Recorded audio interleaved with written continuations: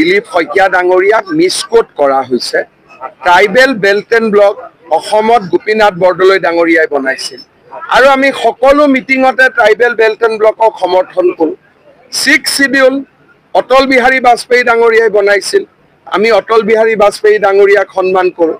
जे बुंग्राया जेरैबायदि बुंलांबाय बिटिसिआव जेतु 6 शेड्यूल्स आरो जिबायदि ट्राइबेल बेल्ट एन्ड ब्लकनि सायावहाय दिलीप शइकिया एमपि बिथाङा जिबायदि गाज्रि बुंलांबाय पावाराव फैयोब्ला बिटिसिआवहाय बेखौ सोलाय सोल' माने दाफामफिननो नागिरनायनि जे बाथ्रा ओंखारनाय बिनि सायावहाय जेबायदि बुंलांबाय जे बिथांनि बुंनायनि सायावहाय गोबाङानो सानदों जे बिजेपिनि मेन थांखिया बेबायदिसो नामा बिटिसिआव दखल खालामफैनायनि टारगेटआ गोबाङा नोजोर होदों बुंदोंबो।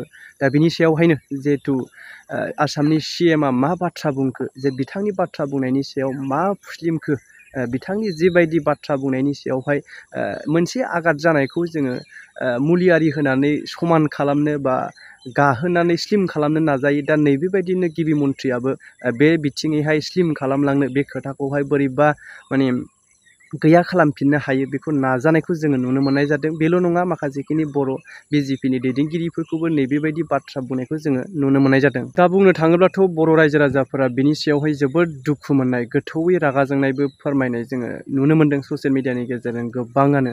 दा बेफोर बाथ्राखौ लानानैनो जिहेतु भट मोना जाजानो गिनानै दिनैनि समावहाय चिफ मिनिस्टाराबो फुस्लिमगासिनो बे बाथ्रानि सायावहाय जेरैबायदि माने समान खालामफिननो हागोन सिगांनि लेभेलाव जि बिजेपिआ दंमोन बेबायदि बाथ्रा बुंनायनि सायावहाय बै सिगांनि लेभेलाव थाहैफिननो नाजानाय दिनैनि समाव जों निस्सय नुनो मोनदों। बिथांनि बाथ्रा बुंनायनि सायावहाय आन्दाज खालामोब्ला नोंथांमोना भिडिअखौ जोबजासे नायलांलाय अब्लानो निस्सय बुजि मोनगोन। तो दिलीप শইকীয়া ডাঙৰীয়াক মিসকোট কৰা হৈছে।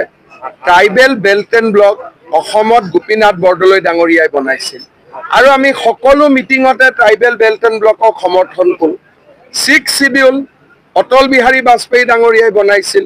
আমি অটল বিহাৰী বাজপেয়ী ডাঙৰীয়াক সন্মান কৰোঁ আৰু যোৱা 4.5 বছৰ 5 বছৰ মইতো একেটাই কাম কৰি আছো যে 6 শিডিউল সফল হওক, ট্ৰাইবেল বেল্ট এণ্ড ব্লক সফল হওক, লগতে বাকী জনগোষ্ঠীৰ ৰাইজেও মাটিৰ অধিকাৰখিনি পাওক। বেলেগ অধিকাৰ বেলেগ কথা, মাটিখিনি পাওক।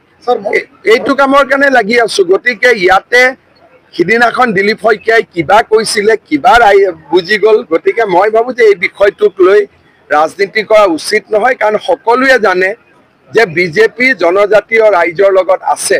সেই কথাটো সকলোৱে জানে, ইয়াত আৰু বিতৰ্কৰ কোনো স্থান নাই।